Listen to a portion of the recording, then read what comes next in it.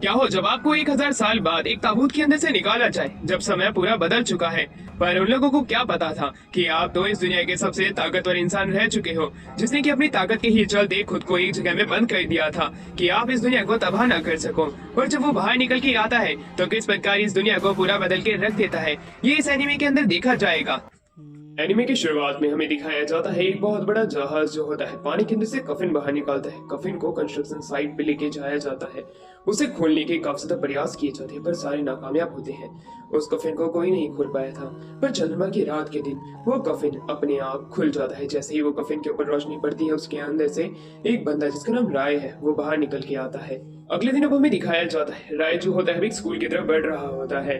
वहाँ पे वो अपनी ड्रेस चेंज कर लेता है। वहीं पे एक लड़का जो कि स्कूल गेट पे अंदर जाने की कोशिश कर जिसका नाम शिनवू होता है, वो राय को देख के हैरान था।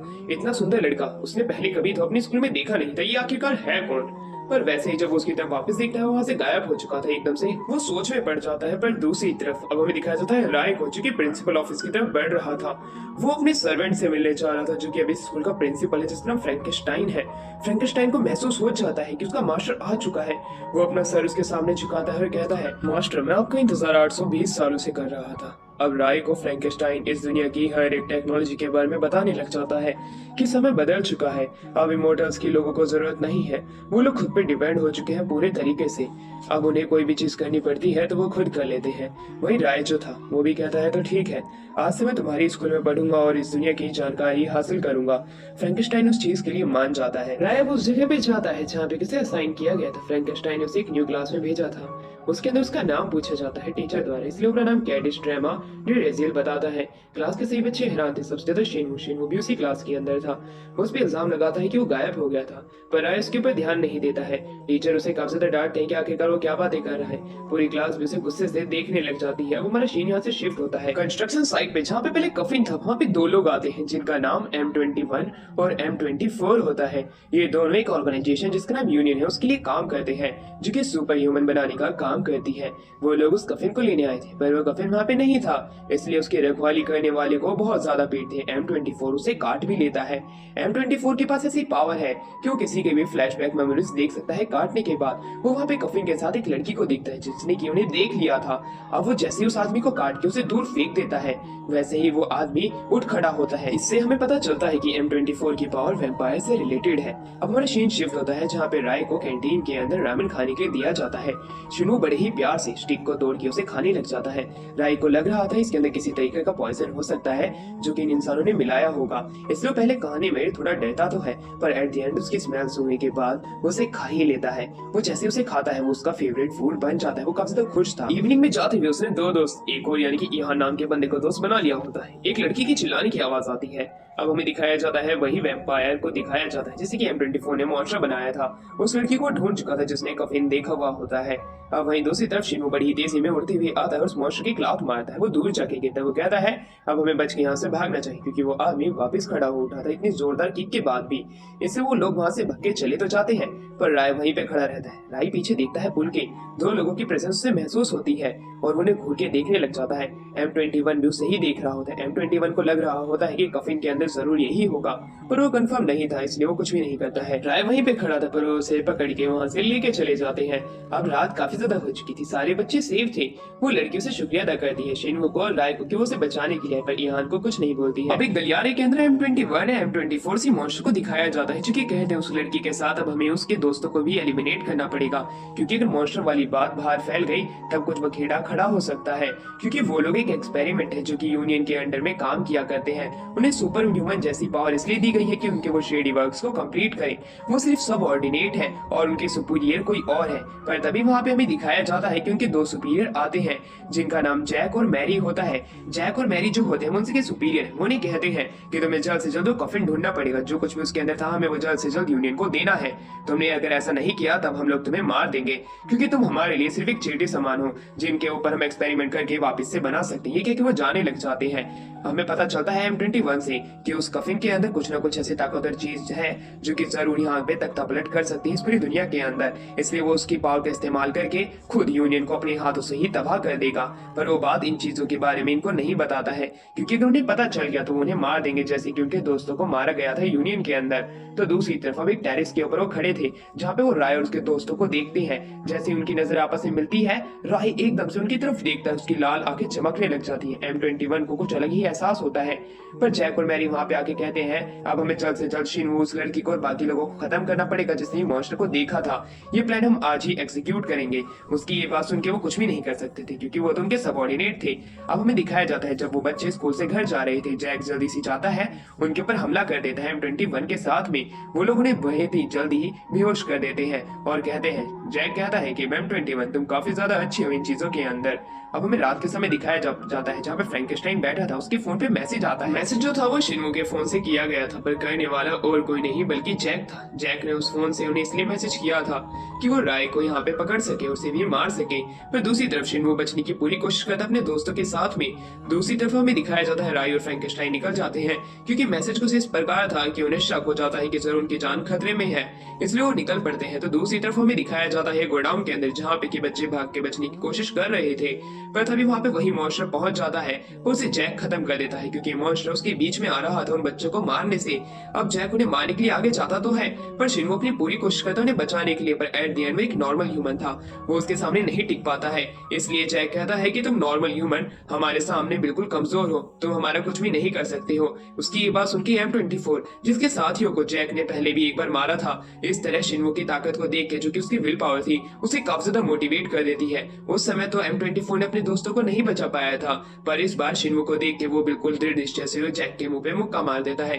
जैक दूर जाके गिरता है। इस प्रकार M24 की बगावत शुरू हो जाती है यूनियन के खिलाफ में। ये सारी बातें दूर खड़ा M21 भी सुन सकता था अपने ईयर प्लग की मदद से। तो दूसरी तरफ हमें दिखाया जाता है मैरी को। मैरी जो होती है वो भी ये बातें सुन सकती थी, वो जल्दी से M21 पे अटैक कर देती है। दूसरी तरफ जैक जो होता है वो कहता है M24 तुम ताकतवर तो हो, पर तुम काफी ज्यादा कमजोर हो मेरे सामने। ये कहने के बाद उसे काफी ज्यादा मारता है, वो उसे आधा अधमरा कर चुका होता है। M24 दूसरी तरफ मारी से फाइट कर रहा था, जहाँ पे मारी बड़ी आसानी से M21 को ओवरपावर कर देती है और वो कहती है कि तुमने एक अच्छे अपोनेंट तो हो, पर तुमने शायद से गलत जगह अपनी बगावत करने की कोशिश की थी, जो कि था यूनियन, इसलिए तुम अब मारे जाते हो। जैसे ही वो उसे मारने जा रही थी, फ्रैंकेनस्टाइन और राय बीच में आ जाते हैं, उसे रोक चुके थे। वहीं दूसरी तरफ वहां पे दो नए लोगों को आता हुआ देख के मैरी हैरान थी। दूसरी तरफ M21 भी, वो कहता है जरूर यही बंदा था जो कि उस कफिन के अंदर था। वो कहने लग जाते हैं कि बच्चे कहाँ पे हैं। वो लड़की कहती है कि अब तक तो मर गए होंगे, शायद से तुम काफी ज्यादा लेट आए हो, तुम ट्रेन की तरह आए हो। उसकी ये बात सुन के राय जो होता है वो M21 से कहता है क्या सच में वो मर गए हैं, जिसके ऊपर M21 कहता है नहीं नहीं वो नहीं मरे हैं, अभी भी हमारे पास थोड़ा बहुत चांस है उन्हें बचाने के लिए। इसलिए राय फ्रैंकेनस्टाइन को ऑर्डर देता है कि तुम इस लड़की को खत्म कर दो, हम जब तक कि बच्चे को बचाने जा रहे हैं। अंडरग्राउंड अब हमें दिखाया जाता है, जहाँ पे कि वहाँ पे फाइट चल रही होती है, जहाँ पे कि जैक को अच्छी टक्कर दे रहा होता है हमारा M24, पर वो उसके हाथों मारा जाता है। अब जैक कहता है बच्चे तुम्हारी बारी आ चुकी है, तुम अब मेरे हाथों मारे जाओगे, तुम्हें बचाने वाला कोई नहीं है। पर तभी वहाँ पे राय की एंट्री हो जाती है। राय को देख के जैक कहता है तो अच्छा, एक नया शिकार वापस आ चुका है। M21 बड़ी गुस्से से जैक को मारने के लिए चाहता तो है, पर उसका कुछ नहीं बिगाड़ पाता, जैक उसे दूर फेंक देता है। दूसरी तरफ फ्रैंकेनस्टाइन उस मैरी से फाइट कर रहा था।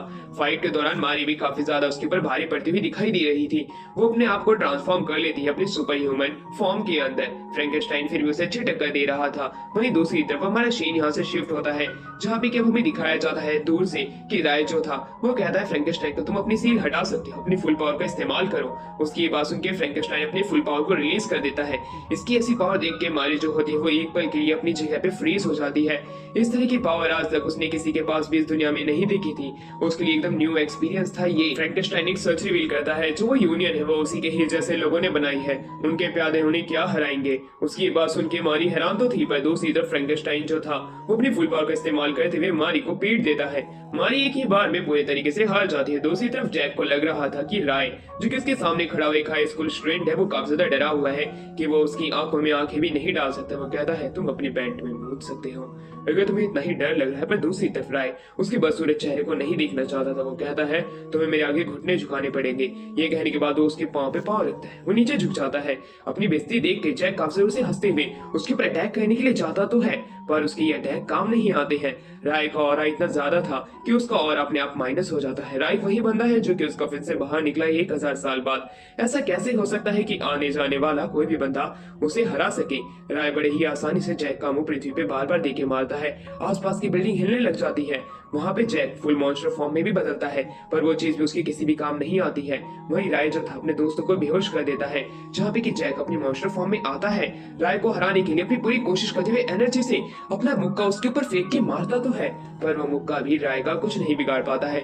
राय बड़ी ही आसानी से अपने एक हाथ से उसे मार देता है और कहता है कि तुम शायद से गलत समय में जन्मे हो कि तुम्हें मेरे जैसे बंदे से मुकाबला करना पड़ा। तुम ताकतवर नहीं हो, तुम्हारे जैसे को तो मैं पहले ही बड़े ही आसानी से मार दिया करता था। शुक्र मनाओ तुम मेरे सामने अभी भी खड़े हो। ये कहने के बाद वो उसे एक ही जगह पे पैरालाइज कर देता और कहता है अब समय आ चुका है तुम्हारे खत्म होने का। ये कहने के बाद में वो एक इस तरह के स्पेल का इस्तेमाल करता है जिसकी मदद से वो अपने ओपोनेंट के ब्लड को अपने हिसाब से मैनिपुलेट कर सकता है। उसी की ही मदद से वो उसे एक ही बार में ब्लास्ट कर देता है। पूरी बिल्डिंग खून से लथपथ हो रखी हुई होती है। इस तरह का दृश्य देख के तो M21 की भी फट जाती है। दूसरी तरफ हमें दिखाया जाता है D5 करके एक ग्रुप को, जहाँ पे कि कुछ लोग आर्म फोर्सेस के ऊपर अटैक करते हैं जो कि सुपर ह्यूमन होते हैं, जिसका नाम टाओ, टाकियो, शार्क, हैमर और क्रंस होता है। क्रंस उन सभी का लीडर है। वो जल्दी से ही अपने मिशन को पूरा कर देते हैं और वो लोग कहते हैं ये मिशन तो पूरा हो चुका है, पर हमारा अगला मिशन जो है वो जापान के अंदर, हमें जल्द से जल्द चलना पड़ेगा। उसकी बात सुनकर सभी टीम मेंबर तैयार हो जाते हैं। अगले दिन अब हमें दिखाया जाता है जहाँ पे शिनवो अपने स्कूल के लिए निकल। M21 अब उनके स्कूल का बॉडीगार्ड है। उन्हें M21 के बारे में कुछ नहीं पता है क्योंकि राय ने उनकी मेमोरीज पहले ही इरेज कर दी थी। कुछ इस प्रकार की उन्हें इनकी ताकत के बारे में कुछ नहीं पता है। बस M24 को वो लोग जानते हैं कि वो ये उनका न्यू सिक्योरिटी गार्ड है और उनसे पहले मिल चुके हैं। M21 को इस तरह की नौकरी फ्रैंकेनस्टाइन और राय ने दी थी क्योंकि वो जानते थे कि M21 यूनियन से बिलोंग करता है, जो कि उसे ढूंढते हुए कहीं पे भी आ सकती है। पर अगर वो इनके साथ में रहेगा तब उसके ज्यादा चांसेस रहेंगे यूनियन से बचने के, क्योंकि उसने पहले से यही सोच रखा था कि वो अपनी जिंदगी आराम से खुद से जिएगा और यहाँ पे इतने ताकतवर लोगों के होते हुए उसे यूनियन कैसे हाथ लगा सकती है। दूसरी तरफ राय की डेली लाइफ शुरू हो जाती है, जहाँ पे स्कूल जाना लड़कियों की आंखों के आगे उनका तारा बन जाना, इस तरह की नॉर्मल चीजें वो रोजाना के तौर पे किया करता था। शिनवो के हाथ पे जो प्लास्टर बंधा हुआ था, जो कि वो जैक की फाइट के दौरान था, उसके पर वो गजब गजब के टैटू बनाता है अपने मार्कर से और ये देख के यान भी खुश था। उनकी डेली लाइफ शुरू हो जाती है, जहाँ पे डेली लाइफ के अंदर अलग अलग टेक्नोलॉजी के सामान को जो वो इस्तेमाल किया करते थे। राय सोचा करता था कि आखिरकार इसका इस्तेमाल कैसे करते हैं। इस तरह की चीजें वो ईहान और शिनवो को बताता है, जिसमें वो बताते ही मोबाइल कहा जाता है, जो कि एक तरह का स्मार्टफोन है। ये बड़ी ही जल्दी चीजों को कैप्चर करना या दूर से दूर तक बातें करना, इस तरह की नॉर्मल चीजों को बड़ी ही आसानी से कर देता है। पर वो ये चीज देख के हैरान थे कि राय को इन चीजों के बारे में नहीं पता है। वो सोच में पड़ जाते हैं कि आखिरकार माजना क्या है, ये तो इसी सदी का बच्चा तो है। वहीं दूसरी तरफ राय जो होता है वो फ्रैंकेनस्टाइन को बताता है कि मेरी एक इच्छा है जो कि तुम्हें पूरी करनी है। फ्रैंकेनस्टाइन जानना चाहता था कि मेरी मास्टर की क्या इच्छा है, जिसपे वो फोन की बात करता है। इसलिए फ्रैंकेनस्टाइन उसे अगले ही दिन एक बढ़िया सा फोन लाने का वादा करता है, जो कि बहुत ही कम लोगों के पास होता है। वो टॉप का मॉडल था, जिसे कि iPhone 99 कहा जाता था। iPhone 99 देख के शिनवो हैरान था। वो कहता है क्या तुमने ये चाइना से तो एक्सपोर्ट नहीं कराया है?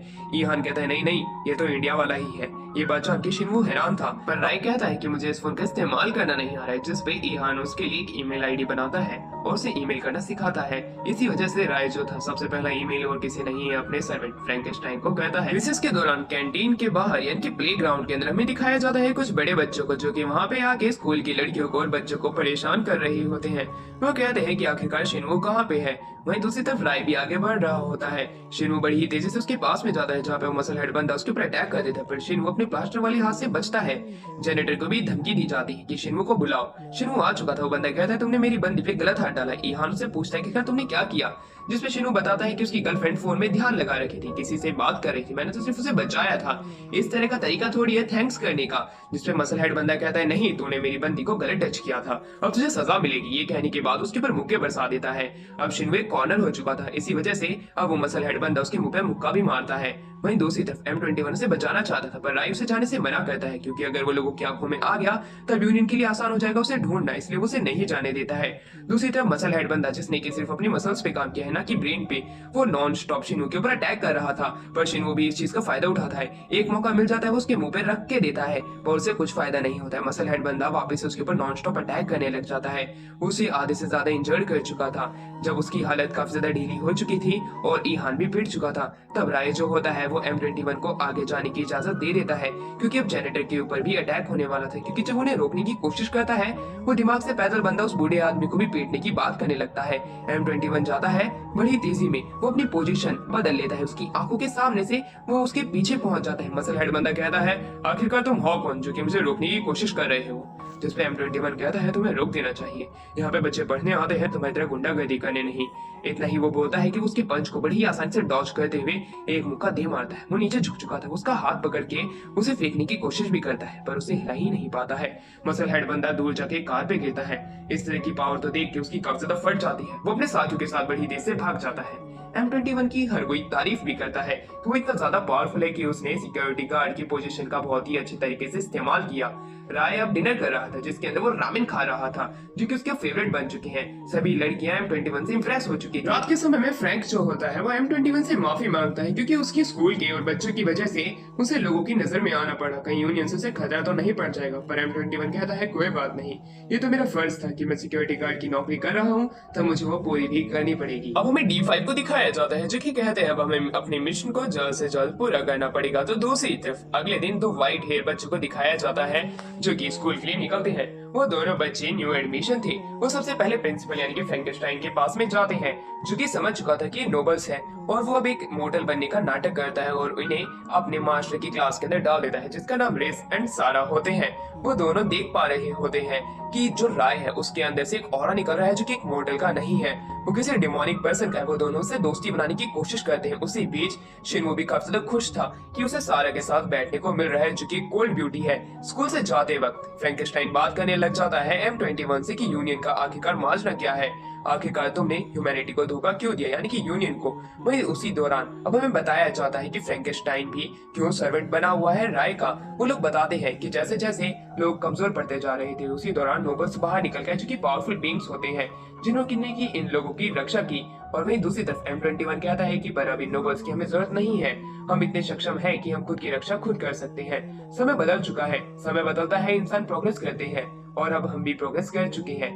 इसी दौरान फ्रैंकेनस्टाइन कहता है कि हाँ, तुम शायद से सच बोल रहे हो, अब मुझे भी नहीं लगता है कि नोबल्स की जरूरत पड़ेगी लोगों को, जिस हिसाब से जैसे जैसे टेक्नोलॉजीज ग्रोथ करती जा रही है। वहीं दूसरी तरफ हमें दिखाया जाता है जैसे वो घर पहुंचते हैं, वहाँ पे बच्चों ने डेरा डाल के पार्टी कर रखी थी, पर वो कुछ नहीं कहता है, क्योंकि उनके साथ उसका मास्टर भी था। वो बर्तन साफ करने लगता है। शिनू वहीं बात करने लग जाता है कि सारा और रेस के पास रहने की जगह नहीं है, इसलिए वो यहीं रहेंगे।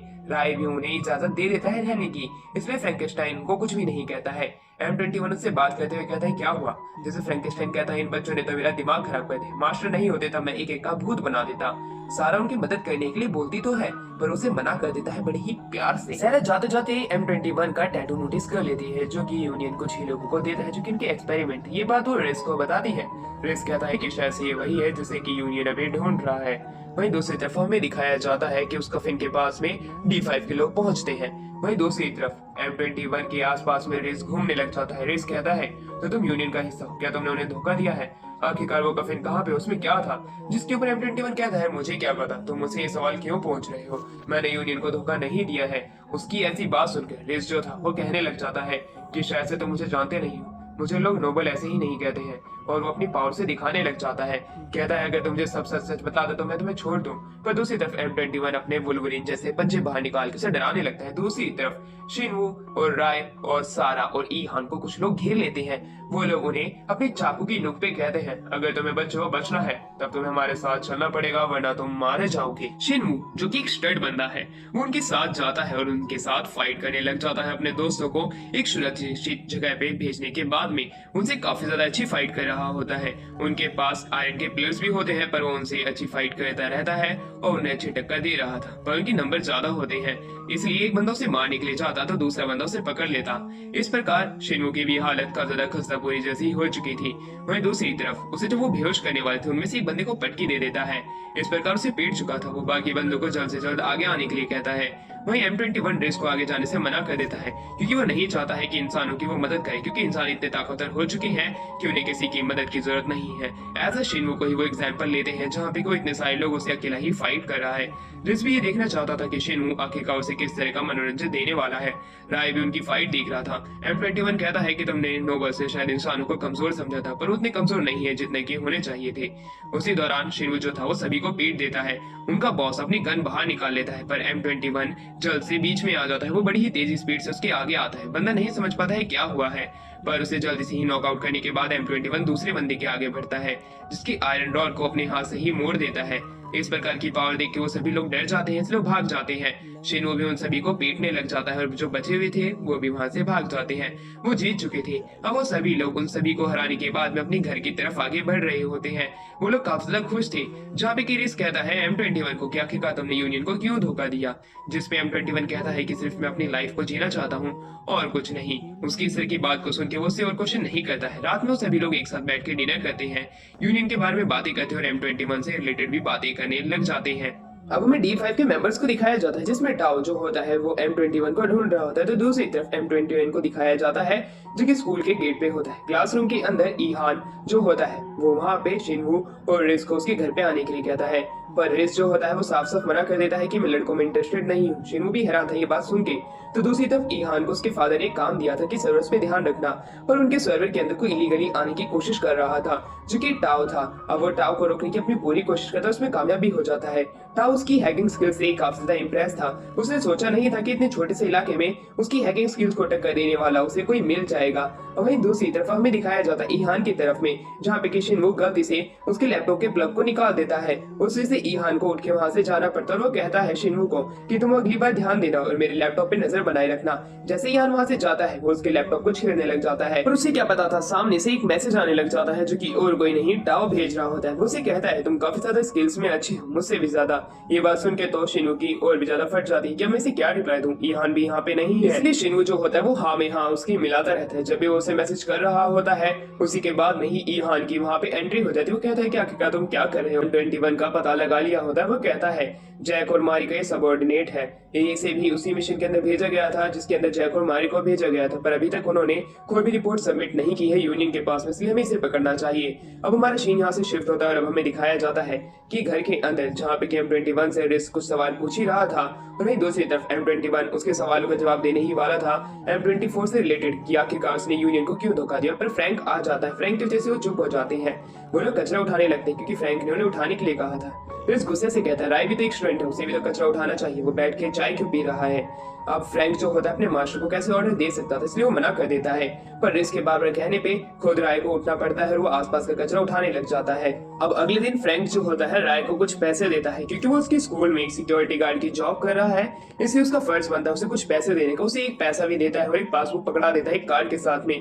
वो कहता है कि अगर तुम इस पैसे का इस्तेमाल करोगे तुम्हें कोई ट्रैक नहीं कर पाएगा। पर रात के समय उसके सामने शार्क और मोटू आ जाते हैं जो कि D5 के मेंबर है। वो दोनों इसे पकड़ने के लिए आए थे क्योंकि जैक और मैरी का सबऑर्डिनेट होने की वजह से उसे शायद से पता होगा कि आखिरकार वो पावर कहाँ पे है जिसके पीछे यूनियन पड़ा हुआ है। वो उसे शांति से चलने के लिए कहता भी है, पर उसे नहीं पता था कि ये फाइट जो है वो कुछ ज्यादा एस्केलेट हो जाएगी। M21 पहले तो मना करता है कि वो नहीं जानता है जैक और मैरी को, ना वो उनके साथ जाना चाहता है, पर बार बार शार्क के कहने के ऊपर वो एक्सेप्ट कर लेता है कि हाँ वो उनके साथ मिशन पे तो था, पर उसे उस कफिन के बारे में किसी भी तरह की पावर के बारे में नहीं पता है जिसके बारे में वो बात कर रहे हैं। शार्क जान चुका था, ये उसे झूठ बोलने की कोशिश कर रहा है। शार्क उसे धमकी दे देता है कि वो उसे मार देगा। इसी वजह से M21 को अब उसे फाइट करनी पड़ती है। दोनों के बीच में फाइट शुरू हो जाती है। दोनों 1v1 फाइट कर रहे होते हैं और D5 का जो मेंबर होता है दूसरा जो कि हैमर है वो साइड में खड़ा होता है। शार्क बड़ी ही आसानी से ही M21 को हरा रहा होता है क्योंकि हर किसी को पता है कि M21 जो है वो एक तरीके का फेल प्रोजेक्ट है यूनियन के लिए। तो दूसरी तरफ D5 के जितने भी मेंबर्स हैं उन्हें खास मिशन के लिए यानी कि स्पेशल मिशंस के लिए एलाइट ग्रुप बनाया हुआ है और ये उन काम को पूरा करते हैं। इसी वजह से M21 उसके सामने कमजोर पड़ रहा होता है। शार्क नाइफ काफी ज्यादा अच्छा चला रहा था और वो बड़ी ही आसानी से M21 को ओवर पावर कर रहा था। M21 अपने मन में कहता है अगर मुझे इसे हराना है तो मुझे अपनी टेक्निक का इस्तेमाल करना पड़ेगा, वरना कोई स्नीक अटैक से ही वो इसे हरा सकता है, पर ऐसा लग नहीं रहा था क्योंकि शार्क उसे काफी जगह से कट दे देता है अपनी सुपर फास्ट स्पीड से। वो कहता है कि तुम्हारे बाकी के साथी भी इसी तरीके से ही कमजोर थे, इसलिए वो मारे गए। अपने बाकी साथियों की बात तो सुन के M21 का दिमाग और घूम जाता है, पर पीछे रिज और सैरा आ चुके थे। रिज और सैरा के आते ही गेम पलट जाती है। शार्क कहता है कि आखिरकार तुम लोग कौन हो। रिज जो होता है वो आगे आके उसका मजाक उड़ाने लग जाता है, कहता है तेरे जैसे को मैं क्यों बताऊं कि मैं कौन हूँ, तुम मेरे सामने कुछ भी नहीं। उसकी बात सुन के उस पर अटैक करने जाता तो है, पर बीच में M21 आ जाता है जो कि उसके अटैक को रोक लेता है। पर तभी रिज नहीं मानता है, वो वापस से उल्टा सीधा शार्क को बोलने लग जाता है। तो दूसरी तरफ शार्क काफी ज्यादा गुस्से में उनकी तरफ बढ़ ही रहा होता है कि बीच में क्रैंस आ जाता है, यानी कि D5 का लीडर। अब भाई M21 उससे एक डील करता है कि अगर वो उसे सारी सच्चाई बता देगा तब वो वहां से रिज और सारा को जाने देगा और उनके साथ चलने के लिए तैयार हो जाता है, जिसके ऊपर क्रैंस इस बात पे मान जाता है क्योंकि उन्हें सबसे पहले वो इन्फॉर्मेशन रिट्राइव करनी थी जो कि यहाँ पे नष्ट हो गई है, इसलिए उसके डील को कंफर्म कर देता है। रिज और सारा घर आते हैं। फ्रैंक उससे पूछता है कि M21 कहाँ पे है। रिज उसे कुछ नहीं बताता, पर सारा बता देती है कि वो अपने कुछ जानकार दोस्तों के साथ में यहाँ से पहले ही जा चुका है। उसकी इस तरह की बात को सुन के फ्रैंक जो था, जो कि पहले से ही काफी ज्यादा समझदार है, वो समझ चुका था कि यानी कि M21 को यूनियन लेके चली गई है। मुझे बस इस बात का ही डर है कहीं M21 हमें धोखा ना दे दे, क्योंकि हमने उसे अपनी सारी सच्चाई बता दी थी। वही D5 भी यूनियन के लिए काम करती है और राय के लिए कहीं ये चीजें खतरा ना बन जाए, जो कि उसका मास्टर है, इसलिए वो थोड़ी बहुत चिंता कर रहा था। तो दूसरी तरफ हमारा सीन शिफ्ट होता है, जहाँ की भी अब हमें M21 को दिखाया जाता है कि जिसे कि D5 के लोग टॉर्चर कर रहे थे, वो से वो सारी इंफॉर्मेशन निकलवा रहे थे जो कि जैक और मारी के पास में थी। वो कहते हैं वो पावर कहाँ पे है जो कि तुम्हें लाने के लिए भेजा गया था। वहीं ये बात तो सुन के M21 को थोड़ा ये बहुत भरोसा हो जाता है कि अभी भी उन्हें ये नहीं पता है कि जैक और मारी को उसने मारा है, इसलिए वो चीजें घुमाने लग जाता है। वो कहता है कि मैं तुम्हें सारी इन्फॉर्मेशन दे तो दूंगा, पर उसके बदले में मुझे भी कुछ चाहिए। इस बात पे शार्क गुस्से से उसके लात मारने लग जाता है, पर उनका लीडर यानी कि D5 का लीडर जो था क्रैंस, वो कहता है तो ठीक है, हम तुम्हें वो सारी इन्फॉर्मेशन दे देंगे जो कि तुम चाहते हो, पर तुम्हें हमारी इन्फॉर्मेशन पकड़ानी पड़ेगी। जिसपे M21 मान जाता है। वो कहता है कि मेरे जैसे जितने भी एक्सपेरिमेंट थे मुझे उन सभी के बारे में जानना है, उनकी हर एक डिटेल के बारे में जानना है। जिसपे क्रैंस कहता है यूनियन इतनी आसानी से ये चीजें किसी को बताता नहीं है। जिसपे कि M21 कहता है कि तुम्हारी टीम के अंदर पहले से ही एक हैकर है जो कि ये सारी चीजें पता कर सकता है, इसलिए तुम ज्यादा तेज मत चलो, जितना मैंने कहा है तुम्हें वो करना पड़ेगा, तभी मैं तुम्हें इन्फॉर्मेशन दूंगा। उसकी इस तरह की बात को सुन के क्रैंस कहता है अच्छा तो तुम्हें हमारी टीम के भी बारे में पता है कि हमारी टीम में किसका क्या काम है, तुमने शायद से अच्छी जासूसी हमारे ऊपर पहले की होगी। उसकी बात सुन के M21 कहता है नहीं, मुझे तो सिर्फ मेरे गोल्स को ही पूरा करना है, जो कि मैं पूरा करने के लिए कुछ भी कर सकता हूँ। टाओ उसकी बातों से काफी ज्यादा इम्प्रेस था, वो मान जाता है, यानी कि उनकी डील ये कंफर्म हो चुकी थी, जिसके अंदर की जो M21 है वो उस पावर के बारे में उन्हें बताएगा, जैक और मारी के भी, पर उसके बदले में वो सारे एक्सपेरिमेंट जो कि इंसान के ऊपर किए गए थे उसके बारे में। वहीं शार्क को काफी ज्यादा गुस्सा आ रहा था रात के समय में, क्योंकि वो उन्हें वो सारी चीजें नहीं बता रहा था जो कि उन्हें उसे बता देनी चाहिए थी बहुत पहले ही। वहां पे M21 ने बताने से मना कर देता है जब तक कि उसके साथियों के बारे में उसे ना पता चल जाए, इसलिए अब वहां पे शार्क से मारने की धमकी देने लग जाता है। M21 कहता है तुम मुझे मार दोगे तो तुम्हें इन्फॉर्मेशन नहीं मिलेगी। तो दूसरे वक्त हमें दिखाया जाता है एक लंबे बालों वाला लड़का टाओ के साथ में आ जाता है जो कि उसे मारने से रोक देता है, जिसमें शार्क कहता है कि मैं तो इसे मार दूंगा, तुमने पहले जितने भी लोगों को छोड़ा था मैंने उन्हें भी मार दिया था। उसकी इस तरह की बात को सुनकर वो लंबे बालों वाला लड़का काफी ज्यादा गुस्से में आ जाता है कि आखिरकार वो क्या कह रहा है, यानी कि उससे पहले उसने जितने भी लोगों को यहाँ से छोड़ा था, यानी कि जिनकी जान बख्श दी थी, उन्हें मार दिया गया था। वो गुस्से में अपनी गन को उसके ऊपर पॉइंट कर देता है। इसी बीच में हमें दिखाया जाता है लंबे बालों वाले लड़के के साथ में टाओ उसे रोक देता है। वो कहता है कि तुम इसे नहीं मार सकते हो, यूनियन का यही सख्त रूल है कि आम इंसानों में जिसको भी यूनियन के बारे में पता चलेगा उसे मार दिया जाएगा। इसी वजह से शार्क अनहार्म्ड रह जाता है उस लंबे बाल वाले लड़के से। तो दूसरी तरफ हमें दिखाया जाता है ईहान, रेज और शिनवू को, जो कि तीनों जा रहे होते हैं। शार्क उन पे नजर बनाए हुए था। वो कहता है कि हमें रेज को पकड़ लेना चाहिए। वही लड़का जो कि M21 के साथ में था, वो उसे एक कोने में लेके जाते हैं और उसे ले जाने की बात करने लग जाते हैं। पर दूसरी तरफ रेज कहता है कि तुम अपने गंदे हाथ मुझ पे लगा भी मत देना, तुम्हारे पास ताकत नहीं। ये कहने के बाद उसका फेंके हुए नाइफ को पकड़ लेता है और कहता है कि तुम मुझे मेरी पावर का इस्तेमाल करने पे मजबूर मत करो।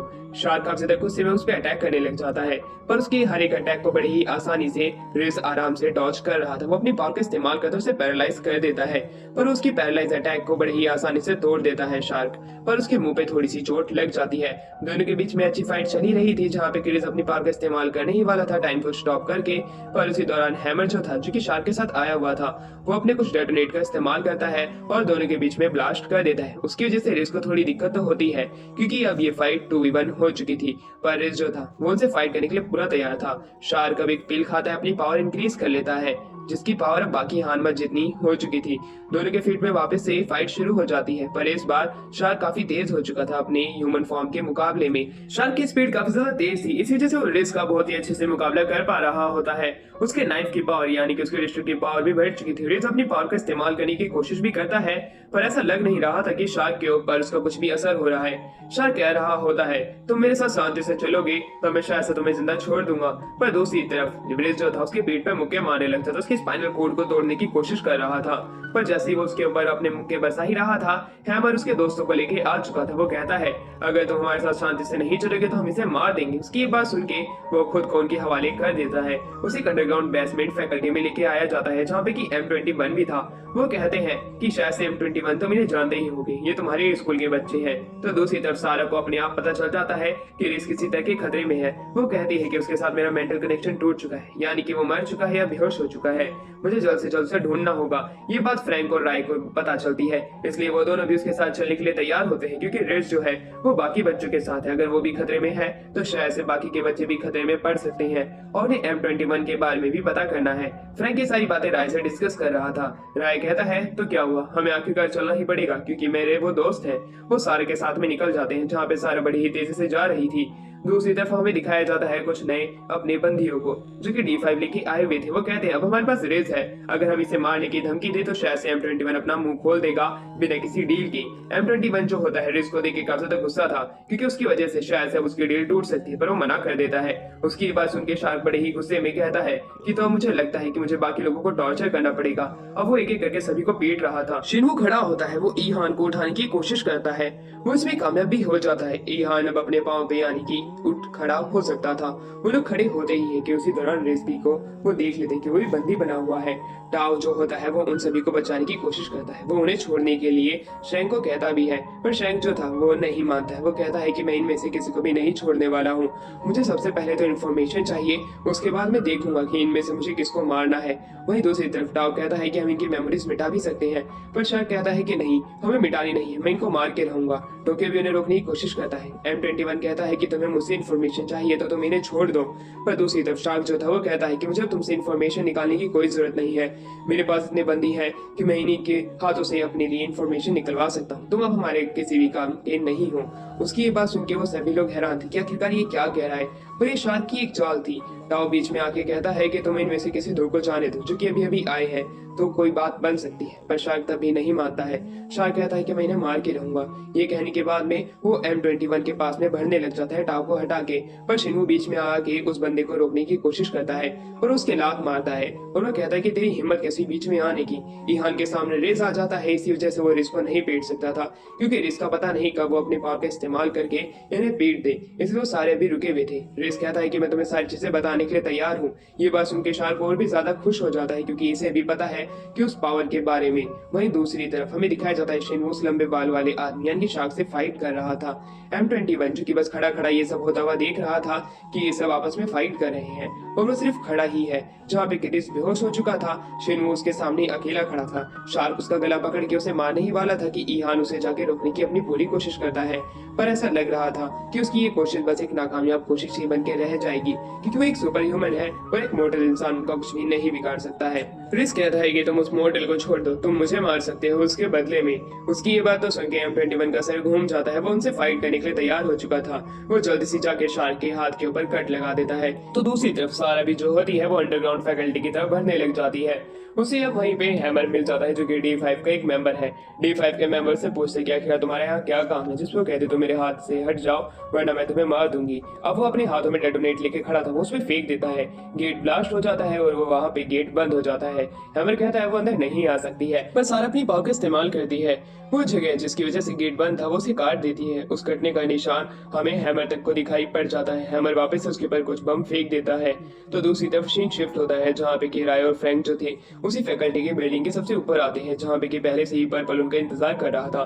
पर्पल, जिसका नाम हमने अभी ही रखा है, वो कहता है कि मैं तुम्हें आगे नहीं जाने दूंगा। अगर तुम्हें आगे जाना है तो तुम्हें मुझे मारना पड़ेगा। उसकी ये बात सुनकर फ्रैंक उससे फाइट करने के लिए आगे जाता है, क्योंकि मास्टर के सर्वेंट के होते हुए मास्टर को क्यों आगे बढ़ के कदम उठाना पड़े, इसलिए उन दोनों के बीच में फाइट शुरू हो जाती है, जहाँ पे कि पर्पल जो था वो फ्रैंक को एक अच्छी टक्कर दे रहा होता है।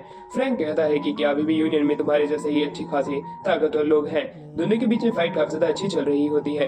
दोनों अपनी नॉर्मल पावर का इस्तेमाल कर रहे होते हैं, जहाँ पे कि फ्रैंक का अपर हैंड हमें दिखाई पड़ता है पर्पल से फाइट करते हुए। पर पर्पल जो होता है वो अपने साइंटिफिक वेपन्स का इस्तेमाल करते हुए उसको भी एक अच्छी टक्कर दे रहा होता है। फ्रैंक को मौका मिल जाता है एक अच्छी किक रखने का, वो उस चीज के लिए आगे बढ़ता भी है, पर उसी दौरान जो पर्पल था वो अपनी गन को उसके सर पे पॉइंट कर देता है और वो उसको फायर करने लग जाता है, पर उससे फ्रैंक बच जाता है।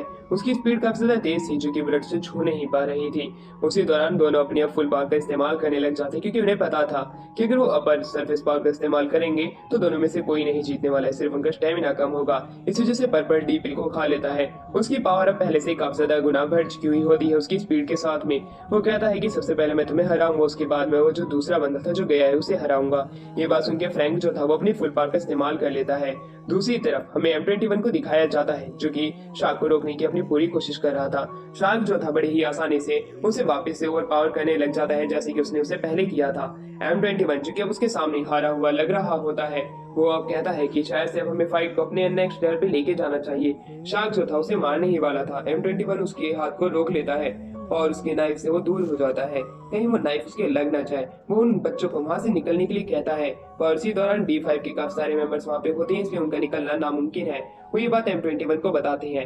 M21 अब सोचने लग जाता है कि आखिरकार मैं इन्हें कैसे बचाऊं, पर उसी दौरान अब हमें दिखाया जाता है कि वो अपने घुटनों के बल गिर जाता है। घुटनों के बल गिरना यानी कि तुम पहले ही बैटल लड़ने से पहले ही हार चुके हो। तो दूसरी तरफ अब जो जैक शार्क था उसके सामने रिज जो था वो अपनी बंदिशों को तोड़ देता है। वो अपनी पावर का इस्तेमाल करके बड़े ही आसानी से उसे एक पंच में लिटा देता है। वो M21 को संभालता है, पर उसे क्या पता था उसने जो एक पहले पिल खाई थी वो वापस से उसी पिल का इस्तेमाल करता है और अपनी पावर को काफी कई गुना बढ़ा लेता है, जैसे कि पर्पल ने अपनी पावर को बढ़ाया था।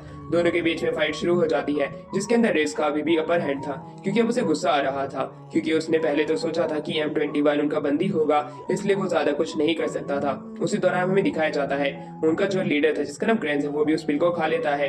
इसी दौरान अब वहाँ पे 2 डी पिल खाने वाले बंदे हो जाते हैं, जो कि D5 के बंदे थे।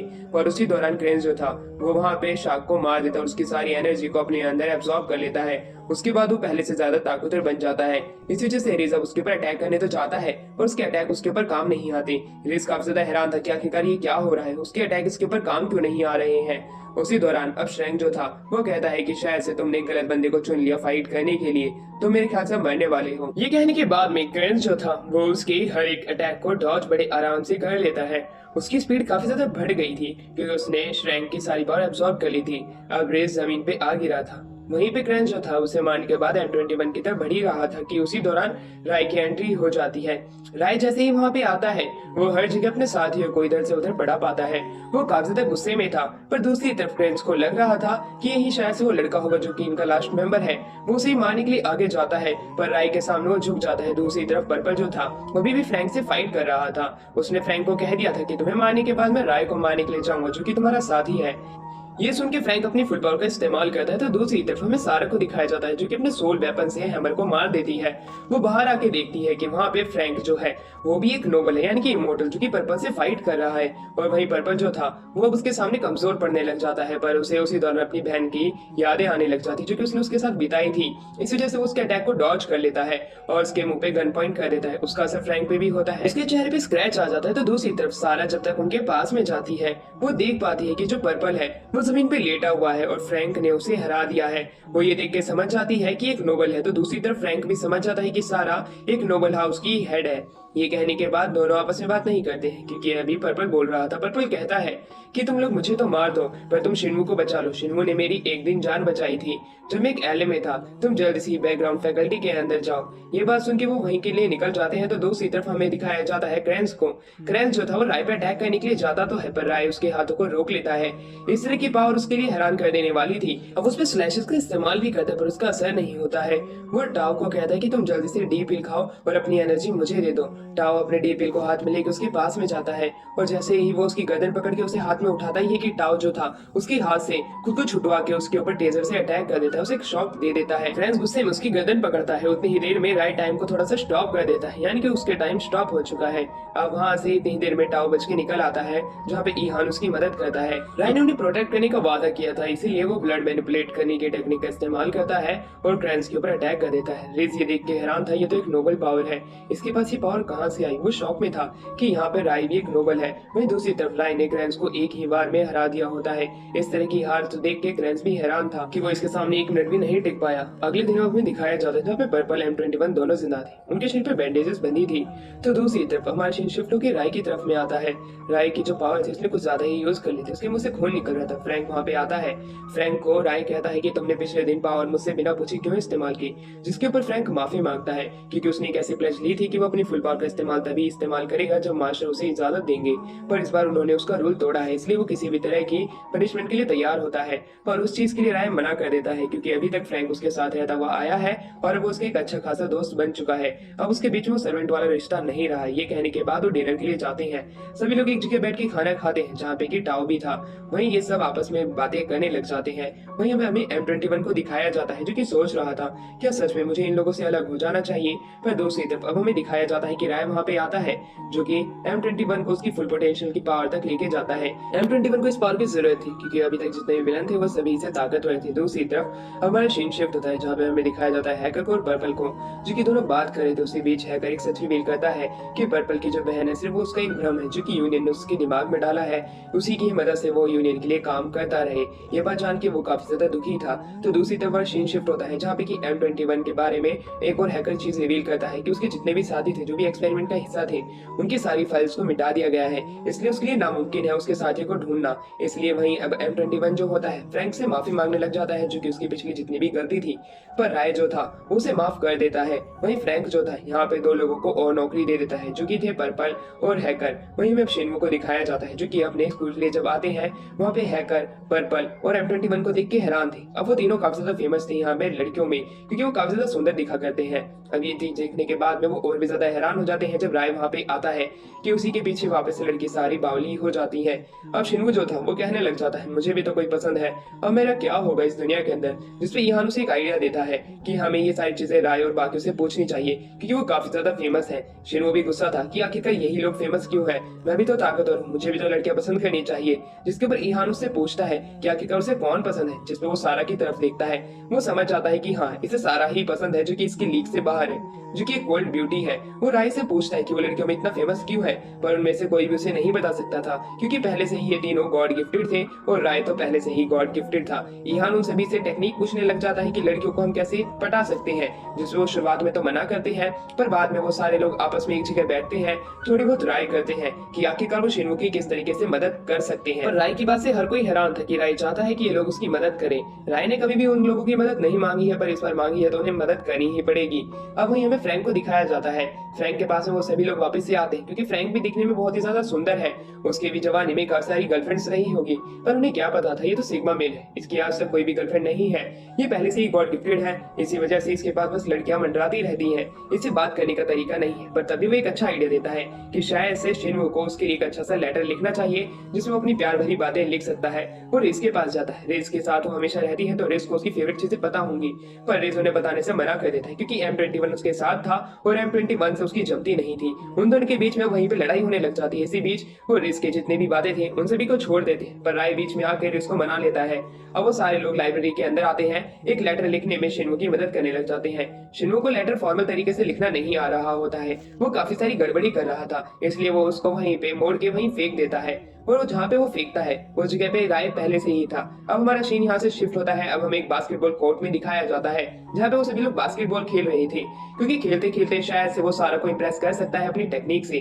पर वहाँ पे वो इतने लोगों को लेके आया था जो कि उससे पहले ही ताकतवर थे। जैसे ही राय ने बॉल पकड़ी थी उसका ऑरा तो देख के सभी लोग पहले से ही हैरान हो गए थे कि अब हम इससे कैसे बॉल छीनेंगे। वही राय जो था खड़ा होता है और अपनी बॉल को आगे की तरफ फेंक देता है। अब रिज अपनी बॉल को लेके आगे जाने लग जाता है जहाँ पे टोको उसे रोकने की कोशिश तो करता है पर बॉल वापस से राय के हाथ में आ जाती है। राय बड़े स्टाइल से उस बॉल को पकड़ रहा होता है और रेस भी अपनी गेम खेलने लग जाता है। उसी बीच उसके सामने M21 आ जाता है। M21 से उसकी जमती नहीं है जैसा कि हमें पता है, इसलिए अब उन दोनों के बीच में एक तरह की राइवलरी शुरू हो जाती है। सिर्फ रेस और M21 ही उस कोर्ट के अंदर खेल रहे थे ऐसा लगने लग जाता है, क्योंकि वहाँ पे शिन्मु के पास में बॉल नहीं आ रही थी। ऐसा लग रहा था कि जैसे कि शिन्मु सिर्फ वहाँ पे खड़ा होकर उन्हें खेलते हुए देख रहा है। अब एक एक करके उसके पास बॉल तो आती है पर टाइम ओवर हो जाता है। पर जब भी उसकी बारी आती कोई ना कोई बीच में आके उससे उसकी बॉल ले लेता। पर्पल भी ऐसा ही करता है और वहीं ये देखने के बाद में शिन्मु काफी ज्यादा परेशान हो जाता है कि आखिरकार मैं इन लोगों के साथ क्यों खेल रहा हूँ। सारे के सामने इन्होंने तो मेरी बेइज्जती करा दी। ये देखने के बाद शाम के समय हमें दिखाया जाता है जहाँ पे ईहान उसका हौसला बढ़ा ही रहा था कि तभी पीछे से वहाँ पे सारा की एंट्री हो जाती है। सारा को इसके साथ आते हुए देख के वो हैरान था, पर सारा उसे उसका नोट पकड़ाती है और वहीं ये देखने के बाद शिन्मु एकदम से लाल पीला हरा नीला हो जाता है। सारा उसे वो चीज पकड़ाते हुए स्माइल भी करती है और वो कहती है अगर तुम्हें कुछ लिखना था उससे बढ़िया मेरे मुंह पे बोल देते, वो ज्यादा अच्छा रहता। इस तरह की बात सुनकर शिन्मु कहता है अच्छा मैं वो तुम्हारे लिए नहीं लिख रहा था। ये बात सुनकर सारा थोड़ा स्माइल करती है और वो कहती है तो ठीक है। ये कहने के बाद वो चली जाती है। वहाँ पे शिन्मु काफी तक खुश था कि ये चीज देखे कि सारा उसके सामने हंसी है। अब ये सारी चीजें वो सभी लोगों को बताता है। उसकी इस तरह की बात सुनकर सभी लोग उसके लिए खुश थे। दूसरी तरफ फ्रैंक बात करने लग जाता है उनकी मेमोरीज इरेज करने की, क्योंकि वो सुपर ह्यूमन और नोबल्स की बातों को आम इंसानों तक नहीं सीमित रहने देंगे। अगर ये बात अगर उन्हें याद रहेगी तो कोई ना कोई उनके ऊपर हमला करता रहेगा। यूनियन के भी लोग उसके ऊपर हमला कर सकते हैं। इसी वजह से उसकी यादें रीराइट करी जाएंगी। ईहान नहीं चाहता था पर उनके बार बार समझाने पे वो लोग मान जाते हैं। राय उनकी मेमोरीज रीराइट कर देता है। तो अगले दिन अब हमें दिखाया जाता है लुडोनिया नाम की जगह पे, जहाँ पे गेजुअल नाम का एक बंदा जो कि एक फैमिली लीडर है वो इसके ग्रैंडपा है। जैसे ही वो स्कूल में पहुंचता है वहाँ पे फ्रैंक और राय को उसकी प्रेजेंस महसूस हो जाती है। अपने ग्रैंडपा को देख कर रिस अपना सर झुका लेता है। ये देखने के बाद उसके ग्रैंडपा गुस्से से कहते हैं आखिरकार तुम इंसानों के साथ क्या कर रहे हो। पर उसी समय वहाँ पे फ्रैंक की एंट्री हो जाती है। फ्रैंक को देख के तो गेजुअल काफी ज्यादा गुस्से में था पर वो उससे लड़ाई नहीं कर सकता था। इनके पास में कुछ स्टोरीज रह चुकी है। वहीं पे हमें पता चलता है कि जो प्रीवियस लॉर्ड थे नोबल के अब वो मर चुके हैं। अब उनकी बेटी का राज है सारे नोबल्स के ऊपर। और उन्हीं के बीच में ये बात चल रही है कि राय वापस लौट आया है। वो कफिन के अंदर बंद था। उसी के पीछे यहाँ पे गेजुअल की ग्रैंडसन और उसके साथ में सारा भी गई हुई है। पर शायद से लॉर्ड को उनके ऊपर भरोसा नहीं था। वो कहते हैं कि तुम उन्हें चेक में रखना, कहीं ये चीजें कहीं बाहर के लोगों को पता न चल जाए। वहीं जाते हुए हमें तो येलो हेयर बंदों को दिखाया जाता है जो कि सारे के बारे में बात कर रहे होते हैं। बड़ा लड़का जो था वो छोटे को कहता है तुम सारे के पीछे पागल मत हो जाना और वहाँ पे पहुँच मत जाना। तुम्हारी गलती पिछली बार नजरअंदाज कर दी गई थी पर अगर इस बार गलती हुई तो तुम्हें सजा भी मिल सकती है। ये कहने के बाद वो वहाँ से चला जाता है। दूसरी तरफ ग्रेजुअल को दिखाया जाता है जो कि फ्रैंक से बात करने लग जाता है कि आखिरकार राय यहाँ पे जिंदा कैसे है। राय बताता है कि वो एक डीप स्लम्बर में था जो कि वो जाग चुका है। पर ग्रेजुअल उसे बताता है कि सभी लोगों को ऐसा लगता है कि तुमने ही प्रिंसिपल लॉर्ड को मारा था, इसी वजह से तुम शक के घेरे में हो। तुम्हें मेरे साथ लुडोनिया चलना पड़ेगा जहाँ पे कि सारे नोबल्स रहते हैं लॉर्ड के साथ में। पर वहाँ पे जाने से वो लोग मना कर देते हैं क्योंकि वो वहाँ पे जाके सफाई दे क्यों जब उनकी कोई गलती ही नहीं है। फ्रैंक मना कर देता है क्योंकि राय यहाँ पे एक अच्छी जिंदगी जी रहा होता है। यहाँ पे उसके काफी सारे करीबी दोस्त हैं जिनके साथ अच्छी जिंदगी बिता रहा है, तो वो क्यों लुडोनिया जाए और अपनी सारी गवाही उनके सामने पेश करे। तो दूसरी तरफ रेस से सारे सुपर ह्यूमन बात करने लग जाते हैं कि तुम्हारे ग्रैंडपा और ये लोगों की कहानी क्या है।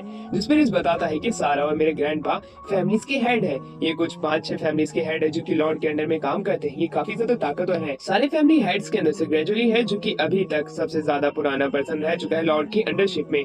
वही अब राय भी खुद भी मना कर देता है कि वो तुम्हारे साथ नहीं जाना चाहता हूँ, तुम मुझ पे ज्यादा प्रेशर मत डालो। इसे ग्रेजुअल कुछ नहीं कर सकता था पर उसे शक होने लग जाता है कहीं फ्रैंक राय के साथ और कुछ सुपर ह्यूमन के साथ मिलकर नोबल्स को हरा देना तो नहीं चाहता, यानी कि एक तरीके से बैक स्टेप तो नहीं करना चाहता है। क्योंकि फ्रैंक की एक कहानी ऐसे ही रह चुकी है जिसके बारे में हमें बताया जाता है कि फ्रैंक नोबल्स किलर के नाम से काफी ज्यादा मशहूर था जो कि नोबल्स को मारा करता था। ये उन नोबल्स को अपना शिकार बनाता था जो कि थोड़े कमजोर होते थे, जो कि लोगों के ऊपर अत्याचार करते थे। पर ये बात जब लॉर्ड को पता चलती है कि एक ऐसा ह्यूमन है जो कि नोबल्स की तरह की पावर का इस्तेमाल कर सकता है, जो कि इंसानों में सबसे ताकतवर है, उसे हराने के लिए ग्रेजुअल और रेजर नाम के 1-2 फैमिली हेड्स को भेजा गया था। उनके साथ में कुछ और भी एजेंट्स थे पर वो फ्रैंक को हाथ भी नहीं लगा पा रहे थे। अब फ्रैंक के सामने जब दोनों हेड आते हैं तब फ्रैंक एक अकेली चोटी के कोने पे खड़ा हुआ था। वो उसे शांति से सरेंडर करने को कहते हैं और लॉर्ड के पास चलने के लिए, पर फ्रैंक इस चीज के लिए मना कर देता है। वो कहता है कि तुम नोबल्स हमेशा लोगों का गलत इस्तेमाल करते हो, जिसपे गेजुअल कहता है कि हम तो उनकी रक्षा करते हैं। जिसपे फ्रैंक गुस्से में कहता है कि कुछ लोगों के करने से ये नहीं हो जाता कि तुम्हारी पूरी जाति प्रजाति ही उन लोगों की रक्षा करती है, तुम सारे लोग खराब हो। ये कहने के बाद बाद वो अपनी फुल पावर का इस्तेमाल करने लग जाता है।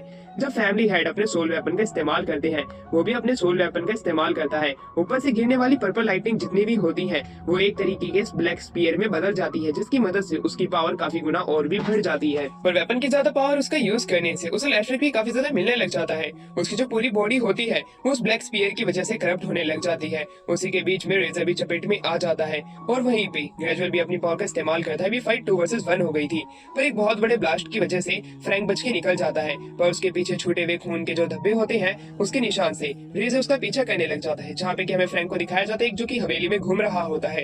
एक बंदर से सामने दिखाई देता है, पर उसे लगता है कि शायद से वो इस महल का नौकर होगा, पर उसे क्या पता था जो उसके सामने खड़ा है वो राय है, जो कि एक नोबल लेस है, जो कि नोबल्स का सफाया करता है एक तरीके से जब भी वो गलती करते हैं। और इसी समय वहाँ पे एंट्री हो जाती है ग्रेजुअल और रेजर की, जो कि वहाँ पे आते ही उसके सामने झुक जाते हैं। उसे कहते हैं कि हमें फ्रैंक को ले जाना पड़ेगा, ये लॉर्ड की ऑर्डर है। पर तभी राय जो होता है उसे अपना बटलर बना देता है। वो कहता है अब से ही मेरी अंडर में रहेगा, यानी कि फ्रैंक उसका सर्वेंट बन चुका है।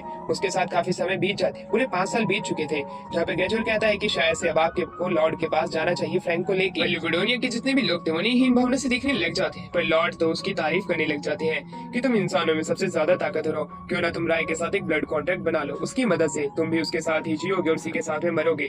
एक तरीके से तुम और भी काफी सालों तक जी सकते हो, जो कि एक इंसान के शरीर में तुम नहीं जी सकते। तो फ्रैंक मना कर देता है क्योंकि वो एक इंसान है जिसपे की लॉर्ड काफी ज्यादा हंसते हैं और वो कहते हैं कि राय अगर इसके साथ कॉन्ट्रैक्ट बनाना चाहता है तो वो बना सकता है, इस चीज का विरोध कोई भी नहीं करेगा। इस तरह की बात लॉर्ड के मुंह से सुनने के बाद फ्रैंक जो था ग्रेजुअल से फाइट करने के लिए चाहता है, पर वो मना कर देता है। पर दूसरी तरफ एक और नोबल उससे फाइट करने के लिए तैयार था। दोनों की फाइट शुरू हो जाती है, जहाँ पे कि फ्रैंक जो था वो अपना आपा खो बैठता है, पर सही समय पे लॉर्ड और राय के आने पे वो उसे बचा लेते हैं उसके शरीर को बेकाबू होने से। अब फ्रैंक की आंखें खुलती है, उसके सामने राय था। वो राय के साथ में अपना ब्लड कॉन्ट्रैक्ट भी स्थापित कर लेता है, यानी कि उसका वो सर्वेंट बन चुका है। ग्रेजुअल पुरानी बातों को याद कर रहा था। वो कहता है कि तुम धोखा देने की कोशिश मत करना, वरना शायद से राय को खुद आगे आके सारी चीजें अपने हाथ में लेनी पड़ेगी। इस तरह की बात को सुन के फ्रैंक जो था चुप रहता है। ग्रेजुअल कहता है तुम चिंता मत करो। वो अपने पोते से मिलता है और वहाँ से वो ल्यूकोडोनिया के लिए निकल जाता है। ल्यूकोडोनिया में वो काफी झूठी चीजें उन्हें बताने लग जाता है, जैसे कि वहाँ पे कफे नहीं मिला, इसी वजह से लॉर्ड जो थी वो उसकी मेमोरीज के अंदर एक बार जाने की कोशिश करते हैं। वहीं दूसरी तरफ हमें दिखाया जाता है रेजर का पोता निकल पड़ता है जापान के लिए। सारा को उसका ऑरा मिल जाता है, यानी कि महसूस हो जाता है। वो जैसे ही सही समय पे बाहर जाते हैं वो देख पाते हैं कि उनके सामने एक दूसरा नोबल खड़ा हुआ है। वहीं पे हमें दिखाया जाता है रेजर का पोता जो होता है वो सुपर ह्यूमन के साथ में खेलने लग जाता है। उन्हें काफी ज्यादा पीटता है, पर सही समय पे रेज और सारा के आ जाने पे वो रुक जाता है। अब वो कहने लग जाता है कि सारा मैंने तुम्हें पहले कन्फेस किया था, क्या तुम अभी मुझसे प्यार करती हो, क्या तुम मेरा ऑफर मानती हो? जिसके ऊपर सारा उसे यहाँ से निकल जाने के लिए कहती है, इसलिए वो चुपचाप वहाँ से चला जाता है। पर वो कहता है सारा तुम मुझे रात में मिलना। वहीं M21 की हालत काफी ज्यादा गंभीर हो गई थी, क्योंकि उसने उसके शरीर के अंदर अपना हाथ डाल दिया था, यानी कि कट लग चुका था। उसे ठीक किया जाता है। शाम के समय में सारा उन्हें बता देती है इसके बारे में। वहीं भी रेज भी बात करने लग जाता है कि उसने बहुत पहले से प्रपोज किया था सारा को, पर सारा के मना करने पर वो बिसक चला गया था। उसके भाई ने उसे बड़ी मुश्किल से कंट्रोल में लाया था और उसे 4 दीवारों में बंद कर दिया गया था, पर वो वापस आ चुका है। इसलिए अब सारा को अकेले ही उससे मिलने के लिए जाना पड़ेगा, वरना बाकी लोगों के लिए मुसीबत खड़ी हो सकती है। वो रेज को ये चीजें बताती है। ये कहने के बाद वो चली जाती है, पर राय बाहर आता है, जहाँ पे वो फ्रैंक को सारा की मदद करने के लिए भेज देता है। वो उसकी सील भी हटा चुका था, यानी कि वो अपनी फुल पावर का इस्तेमाल कर सकता है। जैसे ही सारा रेज से मिलती है वो उसका ऑफर ठुकरा देती है। अब वहाँ पे फ्रैंक भी आ चुका था। फ्रैंक को देखने के बाद वो बंदा उसके ऊपर अटैक बार बार करने लग जाता है। सारा दूर खड़ी इनकी फाइट देख रही थी, रेज भी देख रहा होता है। पर तभी रेजर का पोता लॉर्ड के ऑर्डर उनको दिखा देता है। लॉर्ड के ऑर्डर देखने के बाद में सारा को उनको फॉलो करना पड़ेगा, उसे ल्यूकोडोनिया वापस जाना पड़ेगा। इसके साथ में वही चीजें उन सभी को बता देता है। सारा वहाँ से चली जाती है। तो दूसरी तरफ जो फ्रैंक था वो एक तरीके से अब इनके सामने हार चुका था। ये सारी बातें वो राय को बताते हैं, इससे फ्रैंक बात करने लग जाता है। उसी दौरान हमें पता चलता है कि जो ग्रेजुअल है वो अब पकड़ा जा चुका है और उसी के साथ में सारा भी पकड़ी जा चुकी है। वापस लेने हमें ल्यूकोडोनिया जाना पड़ेगा। ल्यूकोडोनिया में लॉर्ड को पता चलता है कि जो ग्रेजुअल था उसके साथ में उसके पोते की बेस्ट फ्रेंड यानी कि सारा आ चुकी है, जो कि एक फैमिली लॉर्ड है। वो लोग कहते हैं कि तुम्हें ध्यान देना पड़ेगा, उस कफिन के अंदर से राय निकल चुका है, राय को हमें कंट्रोल में लेना पड़ेगा, कहीं वो हमारे सामने बगावत न कर दे। वहीं दूसरी तरफ वो सारा से काफी सारी बातें पूछ रही थी, उसका माइंड भी कंट्रोल करने की कोशिश करती है और उसकी मेमोरीज देखने की, पर वो इसमें नाकामयाब होती है। इसलिए अब उसे जेल के अंदर में डालने का ऑर्डर निकल के आता है, जो कि लॉर्ड ने दिया होता है। अब वहीं दूसरी तरफ हमें दिखाया जाता है एक जेट के अंदर रेज और वहाँ पे राय और फ्रैंक जो थे वो लुकोडोनिया के लिए निकल पड़ते हैं सारा और ग्रेजुअल को बचाने के लिए। पर तभी उनका प्लेन क्रैश हो जाता है और एक जंगल के रास्ते से होते हुए जा रहे थे, जहाँ पे बाकी लॉर्ड्स को पता चलता है कि एक जो जेट है वो क्रैश हो चुका है। उन्होंने बाकी नाइट्स को भेज दिया होता है वहाँ की तहकीकात करने के लिए। जंगल के अंदर से आते हुए रिस जो था वो कहने लग जाता है कि आखिरकार हम कहाँ जा रहे हैं, जहाँ पे राय उन्हें अपने पुरानी वाली हवेली में लेके आता है, जहाँ पे कि पहले ही पुराने लॉर्ड की एक स्वॉर्ड रखी हुई और हमें काफी नाइट्स को दिखाया जाता है जो कि वहाँ पे जमा हो रहे थे। पर रेस का नकाब उतर जाता है, नाइट्स उसे पहचान लेते हैं और बगावत की तरह उसे देखने लग जाते हैं। सुपर ह्यूमंस जो थे वो रेस की मदद करने के लिए आगे आते हैं। फिर हमें पता चलता है कि जो वहाँ पे रायन है वो उन्हें एक बात बता देता है कि पुराने लॉर्ड को मारने के लिए मुझे ही गवाह ठहराया गया है, यानी कि वो लोगों का संदेह मेरे ऊपर है, इसलिए तुम अगर मेरे साथ रहोगे तो तुम मारे जाओगे। इस पे M21 कहता है कि लॉर्ड हमारी ही आपने जान पहले भी बचाई थी, मैं आपको धोखा नहीं दे सकता हूँ। वहीं दूसरी तरफ उसे याद आने लग जाता है राय को कि पुराने लॉर्ड ने कहा था तुम्हारे यार आगे जाके अच्छे यार बनेंगे। वहीं दूसरी तरफ हमें दिखाया जाता है लॉर्ड के सामने कि ये बात फैल जाती है कि राय यहाँ पे आ चुका है। ये बात सुनने के बाद में लॉर्ड ऑर्डर दे देते हैं कि जो कोई भी राय को देखे उसे जल्द से जल्द पकड़ के यहाँ पे लेके आया जाएगा। वो ग्रेजुअल के पास में जाती है और वो कहती है ग्रेजुअल तुमने काफी सारी बगावत करने की कोशिश तो की, तुमने सच में से छुपाने की कोशिश की, इसलिए मैं तुम्हारी फैमिली हेड की पोजीशन तुमसे छीनती हूँ। ये कहने के बाद वो अपनी सीट पे आती है और कहती है राय को हमें जल्द से जल्द पकड़ना पड़ेगा। वहीं दूसरी तरफ सारा को जब ये बात पता चलती है कि ग्रेजुअल को डीप स्लंबर में डाला जाएगा, गुस्से में थी। रिजोर M21 को चारा बनाया जाता है, राय ने उन्हें चारा बनाया था जिसकी मदद से वो लोग काफी लोगों का ध्यान अपनी तरफ आकर्षित करें और वो लोग महल की तरफ आसानी से बढ़ जाए जो कि लुकोडोनिया में है। अब हमें दिखाया जाता है कि वहाँ पे वही बंदा आ जाता है जो कि सारा को लेके गया था। वो जैसे ही वहाँ पे आता है वो उनसे फाइट करने के लिए तैयार था। सारा के भी सामने एक फैमिली हेड आती है जो कि अपनी विच स्टाफ को बाहर निकाल लेती है क्योंकि सारा ने भी अपने डिवाइन वेपन को वहाँ पे समन कर लिया था जिसकी मदद से वो उसे एक अच्छी फाइट कर सकती है। दोनों लोग अब आपस में फाइट करने के लिए पूरे तरीके से तैयार थे। वहाँ पे हमें दिखाया जाता है कि जो रेजर का पोता है वो रेस से फाइट करने के लिए तैयार तो था, पर रेस को आगे भेजे जाने की बात होने लग जाती है क्योंकि M21 उससे खुद फाइट करना चाहता है। ऐसा ही होता है, M21 के साथ में बाकी के सुपर ह्यूमंस भी थे जिन्होंने डी पिल का इस्तेमाल किया था। रेस आगे बढ़ने लग जाता है क्योंकि अब वो जान चुका था कि वो लोग उसे निपट लेंगे।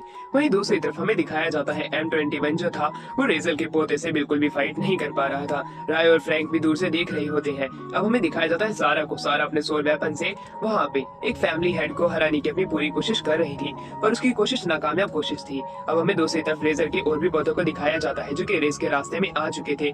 वो रेस को रोकना चाहते थे पर रेस की उनसे पहले से एक अच्छी बातचीत थी। वहीं दूसरी तरफ रेजर का एक और पोता जो कि M21 से फाइट कर रहा था वो बाकी के सुपर ह्यूमन से भी एक अच्छी टक्कर ले रहा होता है। वो लोग जिन्होंने की डीपिल का इस्तेमाल किया है उन लोगों से वो अपने सोल वेपन को बाहर निकाल लेता है। पर वहीं दूसरी तरफ वहाँ पे इलेक्ट्रोमैग्नेटिक फील्ड नीचे बैठी हुई थी, कोई भी गोली वहाँ से जाती उससे उसे इलेक्ट्रिक शॉक लगता। ये सारा काम पर्पल का था, पर्पल ने ही आइडिया सुझाया था पर वहीं M21 से आगे आने के लिए कहता है जानते हुए भी। इसी वजह से अब वो बंदा और भी ज्यादा पागल यानी कि गुस्से में आ जाता है। वो बिजर्क हो चुका था, वो उन लोगों से कैसे न कैसे करके कितनी ही हद तक गिर के फाइट करना चाहता था।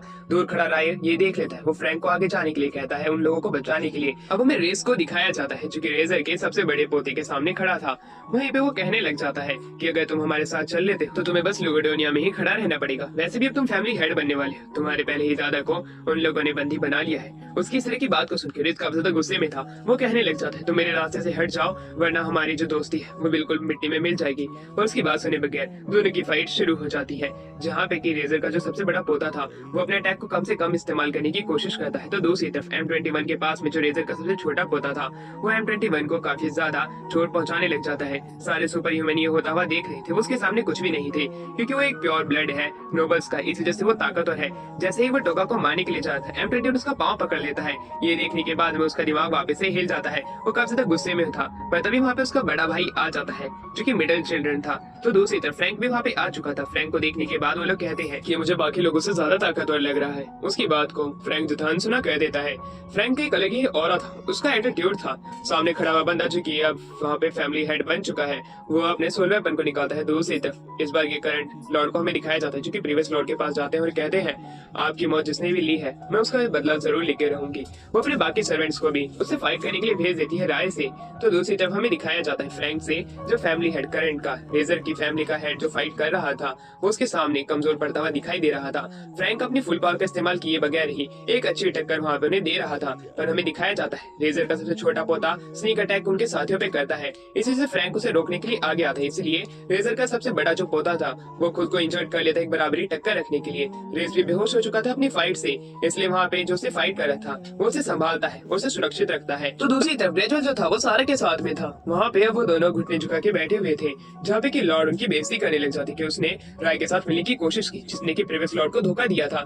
जिसके ऊपर ग्रेजुअल कहने लग जाता है कि लॉर्ड, मैं पुरानी बातों को चुप बैठे सुन रहा था, पर मैं जानता हूँ कि राय को प्रीवियस लॉर्ड बनाना चाहते थे, पर ये आपकी ही वजह से वो लॉर्ड नहीं बन पाए। तुम्हारी ही इसमें साजिश है, और वैसे भी तुम लोग नहीं जानते प्रीवियस ह्यूमन रेस का जो सबसे ताकतवर सर्वेंट था वो राय की मदद कर रहा है, यानी कि वो फ्रैंक की ही बात कर रहे होते हैं। तो दूसरी तरफ फ्रैंक जो था वो रेजर के जितने ही पोते थे उन सभी के ऊपर काफी ज्यादा भारी पड़ रहा होता है। रेजर का पोता डिवाइन वेपन्स को मर्ज करने की बात करने लग जाता है, जो कि उनके हाथ में होते हैं, पर सबसे बड़ा बेटा मना कर देता है, क्योंकि अगर उन्हें ये वेपन मर्ज किए तो शायद से वो अपने फादर की वो रिक्वेस्ट तोड़ देंगे, जिसके लिए सोल वेपन अलग अलग हुए थे। वहीं दूसरी तरफ करंट लॉर्ड जो थे वो ग्रेजुअल के ऊपर गुस्सा होने लग जाते हैं कि आखिर वो कारो क्या क्या बक रहा है। इसमें ग्रेजुअल कहता है कि सारे लॉर्ड्स को पता है कि मैं क्या कहने की कोशिश कर रहा हूँ। जब से प्रीवियस लॉर्ड और राय जब से गए हैं, जब से ही हमारे लुकोडोनिया काफी ज्यादा पीछे हो चुका है। जिस हिसाब से तरक्की कर रहा था, जिस हिसाब से लोगों की मदद कर रहा था, अब ये उस रास्ते पे नहीं चलता है, ये सिर्फ अपने ही फायदे देखने लग जाता है। इस तरह की बात को सुन के तो करंट लॉर्ड को भी गुस्सा आने लग जाता है कि ये उसके राज्य पे राज करने की चीजों को बुरा भला बता रहा है। सारे लॉर्ड उसके ऊपर गुस्सा थे, पर करंट लॉर्ड जो थे वो उसे कुछ भी नहीं कहते हैं। वो बस गुस्से में उसकी तरफ देखने लग जाते हैं। वो कहते हैं कि शायद से तुम्हें डीप स्लंबर में जाना पड़ेगा, पर तभी वहाँ पे राय आ जाता है। राय के वहाँ पे आते ही हर कोई उसे देखने लग जाता है। राय जैसे ही वहाँ पे आता है वो कहता है तुम मुझसे फाइट मत करो। उसी बीच में हमें एक और फैमिली हेड को दिखाया जाता है, जो कि ताकतवर लग रहा था। वो राय के ऊपर अटैक करता है, पर उसका कुछ भी असर नहीं था। राय बड़ी ही आसानी से उसके सारे अटैक को डॉज कर लेता है। बाकी के फैमिली हेड भी जो थे वो एक एक करके उससे फाइट करने की तैयारी बना चुके थे। कोई अपने सोल वेपन से फाइट करता, कोई अपनी ब्रूट स्ट्रेंथ से, पर सभी को टक्कर देते हुए राय जो था उन सभी को हराने लग जाता है। वो कहता है कि अब मुझे लगता नहीं कि तुम सभी को मुझसे फाइट करनी चाहिए, क्योंकि करंट लॉर्ड को ही मुझसे आगे आना चाहिए। पर उसका जो सर्वेंट था वो अपने मैजिक स्पेल का इस्तेमाल करता है। वो उससे राय को श्रिंक करने की कोशिश करने लग जाता है उसके बनाए हुए एक डोम के अंदर, पर उसके डोम का असर राय के ऊपर नहीं होता है। वो जैसे जैसे डोम छोटा हो रहा था, वो जैसे ही राय को टच करता है वैसे वो डोम फट जाता है। राय अपने माइंड कंट्रोल की पावर का इस्तेमाल करके उन्हें झुका देता है। इस बार के करंट लॉर्ड भी उसके सामने नहीं झुक पाए थे, पर बाकी के फैमिली हेड झुक चुके थे। ग्रेजुअल बताता है कि राय को नोबलेस कहा जाता है, एक तरीके से गार्डियन है, जो कि लॉर्ड और फैमिली लॉर्ड को सजा देने के लिए यहाँ पे आया हुआ है। इस तरह के ग्लोबललेस लोगों को ही सबसे ताकतवर माना जाता है नोबल्स के अंदर में। अब जो अभी के करंट लॉर्ड थे वो आगे जाकर उससे फाइट करने की कोशिश करते हैं, बाकी के फैमिली हेड को बचाते हुए, पर शायद से उसका वहाँ पे आना किसी काम का नहीं था, क्योंकि बड़ी ही आसानी से राय ने उसके अटैक को आराम से रोक लिया था। पर तभी बाकी के जितने भी नोबल्स होते हैं वो सभी अपने घुटनों पे आ जाते हैं, क्योंकि दूसरी तरफ हमें दिखाया जाता है कि इस बार के करंट लॉर्ड ने अपने फादर की स्वॉर्ड का इस्तेमाल किया, पर उसकी भी स्वॉर्ड को वो भी रोक लेता है राय, और उसे पीछे धक्का दे देता है। राय कहता है अगर तुम अपनी फैमिली की सीक्रेट टेक्निक का इस्तेमाल करोगी तभी शायद से तुम मुझे हरा सकती हो, वरना मुझे लगता नहीं तुम मुझे हरा पाओगी। वहीं बाकी के जितने भी लॉर्ड थे वो देख लेते हैं कि अभी करंट लॉर्ड को काफी सारी दिक्कतें आ रही है राय से फाइट करने में, इसलिए वो खुद आगे जाके उससे फाइट करने के लिए तैयार हो जाते हैं। वो करंट लॉर्ड के सामने खड़े थे। वो लोग अपनी वफादारी को नहीं भूले हैं जो कि प्रीवियस लॉर्ड के साथ उन्होंने निभाई थी। अब उससे फाइट करने का तैयार थे, पर राय कहता है कि इन चीजों से फायदा नहीं होने वाला है, मैं इनको पहले की तरह वापस से हरा दूंगा। पर इस बार के जितने भी फैमिली लॉर्ड थे वो कहते हैं कि जब तक कि तुम हमें नहीं हरा देते करंट लॉर्ड के पास तुम नहीं जा पाओगे। पर वो वहाँ पे क्या होता है, राय जितने भी लॉर्ड्स थे उन सभी को अपने एक ही हाथ के मुक्के से दूर फेंक रहा होता है। जो कोई भी उसके पास आता उसे 10 कदम दूर फेंक देता। अब जो करंट लॉर्ड था वो काफी ज्यादा डर जाता है उसके सामने।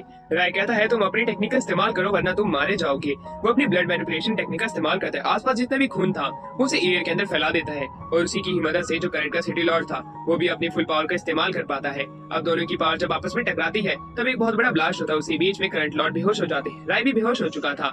जब दोनों ही बेहोश हो चुके थे, पर दूसरी तरफ राय उससे पहले खड़ा उठता है और वो कहता है कि शायद से तुम लोग गलत आदमी को पकड़ रहे हो, क्योंकि मैं वो नहीं हूँ जिसने कि तुम्हारे लॉर्ड को मारा था। ये बात जान के वो खुद हैरान हो जाते हैं। उसी का सबूत दिखाते हुए राय जो था वो असली स्वॉर्ड निकालता है, जो कि प्रीवियस लॉर्ड की थी, जो कि उसके मेंशन में रखी थी जब दोनों स्वॉर्ड आपस में मर्ज होती है, जो कि इस बार करंट लॉर्ड के पास भी थी। अब हमें प्रीवियस लॉर्ड की एक झलक दिखाई जाती है, जो कि वहाँ पे आती है और खुद का जितना भी किया कराया था काम वो सारा एक्सेप्ट करने लग जाता है, जैसे कि उसने खुद को खुद ही मारा था, क्योंकि वो और जीना नहीं चाहता था। उसे जीते हुए काफी साल बीत चुके थे, पर वो चाहता था कि राय यहाँ का लॉर्ड बने, पर अगर उसकी बेटी लॉर्ड बनना चाहती है तब वो उसको इनकार नहीं कर सकता है। और ये सारी बातें ग्रेजुअल को भी बताई गई थी, क्योंकि ग्रेजुअल भी उसके साथ में गया था। ग्रेजुअल ये चीजें एक्सेप्ट करता है और सारी कहानी बताने लग जाता है कि जो लॉर्ड थे उन्होंने मुझे बुलाया था, वो डीप नंबर में जाना चाहते थे, ये रीइंकार्नेशन की साइकिल से परे। पर हमें क्या पता था इस बार के जितनी भी जनरेशन के लॉर्ड होने वाले थे वो खराब होने वाले थे, उनकी देखभाल के लिए मुझे यहाँ पे भेजा गया था, इसी वजह से मैं मरा नहीं था। ये बात जान के इस बार का लॉर्ड खुद भी हैरान हो जाती है कि आखिरकार मेरे फादर ने ऐसा क्यों किया। वो ये सारी चीजें जान के वो काफी ज्यादा दुखी थी और ग्रेजुअल अपनी सारी सजा भुगतने के लिए तैयार था। और उसी बीच में हमें रेस को दिखाया जाता है, जब वहाँ पे हमें एक बंदा रेस को फेंकते हुए दिखाता है। रेस भी कहता है कि मैं भी ग्रेजुअल का पोता हूँ, मुझे भी अपने दादा की जितनी ही सजा मिलनी चाहिए। करंट लॉर्ड ग्रेजुअल की जितनी भी गलती है वो उसे माफ कर देती है, साथ में रेस और सारा की भी। अब उन्हें वापस से फैमिली हेड की पोजीशन मिल जाती है।